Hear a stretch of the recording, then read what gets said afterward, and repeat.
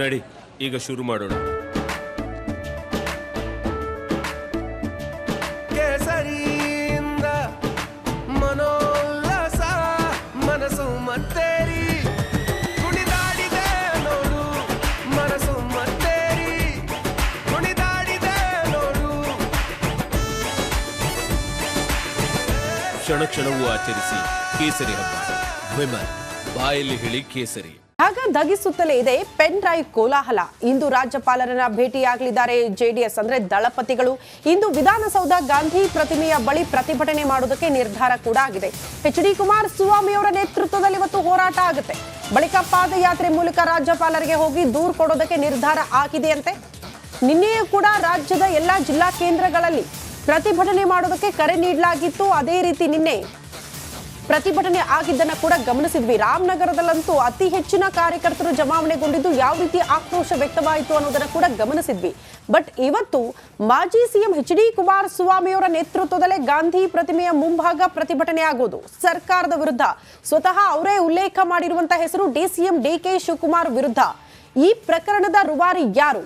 ಇದರ ದುರುದ್ದೇಶದಿಂದಲೇ ಈ ಎಲ್ಲ ಅಶ್ಲೀಲ ವಿಡಿಯೋಗಳನ್ನ ಆಚೆ ಬಿಟ್ಟಿದ್ದು ಯಾರು?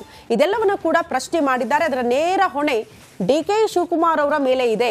ಅವರ ಷಡ್ಯಂತ್ರದಿಂದಲೇ ಈ ಎಲ್ಲ ಬೆಳವಣಿಗೆಗಳಾಗಿದೆ ಅನ್ನೋದು ಪ್ರಮುಖ ವಿಚಾರ. ಅದರ ಜೊತೆಗೆ ಕುಮಾರಸ್ವಾಮಿ ಅವರು ಬಹಳ ಸ್ಪಷ್ಟವಾಗಿ ಹೇಳಿರೋದು, SIT ತನಿಖೆಯ ಮೇಲೆ ನಮಗೆ ನಂಬಿಕೆ ಇಲ್ಲ, ಯಾರ್ದು ಅಣತಿಯಂತೆ ಅಧಿಕಾರಿಗಳು ಕೆಲಸ ಮಾಡ್ತಿದ್ದಾರೆ, ಸರಿಯಾಗಿ ನಿಯಮಗಳನ್ನ ಪಾಲನೆ ಮಾಡಲಾಗ್ತಾ ಇಲ್ಲ ತನಿಖೆಯ ಸಂದರ್ಭದಲ್ಲಿ ಅನ್ನುವಂತಹ ಅನುಮಾನವನ್ನ ಕೂಡ ವ್ಯಕ್ತಪಡಿಸಿದ್ದಾರೆ. ಹಾಗಾಗಿ ಅವರ ಆಗ್ರಹ ಈ ಪ್ರಕರಣವನ್ನ CBIಗೆ ವಹಿಸಬೇಕು ಅನ್ನುವಂತಹ ಆಗ್ರಹವನ್ನು ಕೂಡ ಮಾಡ್ತಿದ್ದಾರೆ. ಜೊತೆಗೆ ನ್ಯಾಯಾಧೀಶರ ನೇತೃತ್ವದಲ್ಲೇ ತನಿಖೆ ಆಗ್ಲಿ ಬಿಡಿ, ಆ ರೀತಿ ಅವಕಾಶ ಮಾಡಿಕೊಡ್ಬೇಕು, ಅಂಥದ್ದೊಂದು ಆದೇಶ ಬರಬೇಕು ಅನ್ನುವಂಥ ಆಗ್ರಹ ಕೂಡ ಇದೆ. ಆ ನಿಟ್ಟಿನಲ್ಲಿ ಇವತ್ತು ಪ್ರತಿಭಟನೆ ರಾಜ್ಯ ರಾಜಕೀಯದಲ್ಲಿ ಪೆನ್ ಡ್ರೈವ್ ಕೋಲಾಹಲ ದೊಡ್ಡ ಮಟ್ಟದಲ್ಲೇ ಇದೆ.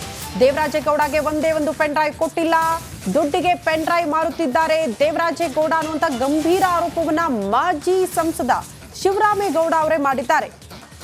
SIT ತನಿಖೆಗೆ ನಾನು ಸಿದ್ಧ, ಮಾಹಿತಿ ಕೊಡ್ತೀನಿ ಅಂತ ಕೂಡ ಹೇಳಿದ್ದಾರೆ. ಯಾರಿಗೂ ಅದನ್ನು ದೇವರಾಜೇಗೌಡ, ಕಾರ್ತಿಕ್ ಗೌಡ ನನ್ನ ಸ್ಟೇಟ್ಮೆಂಟ್ ನೋಡಿ ನಾನು ಸಂಪೂರ್ಣವಾಗಿ 4 ಸಾರಿ ನೋಡಿದೆ ಏನು ಹೇಳ್ತೇನೆ ಅಂತ ಅವನು ಸ್ಪಷ್ಟವಾಗಿ ಹೇಳ್ತಾನೆ.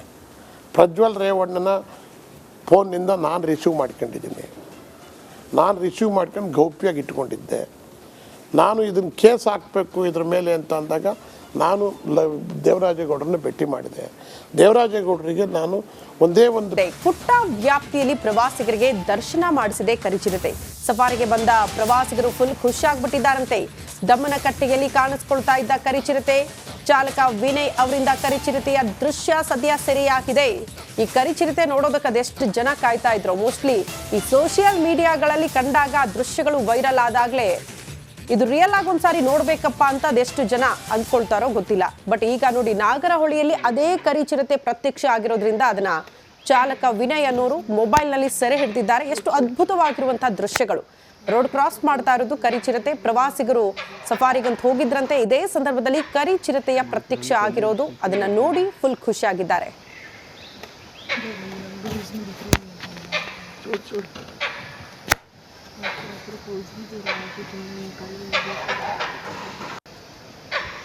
माता रानी पहले से बैठी है।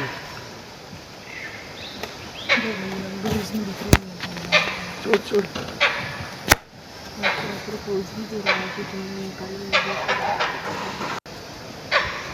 माता रानी पहले से बैठी है।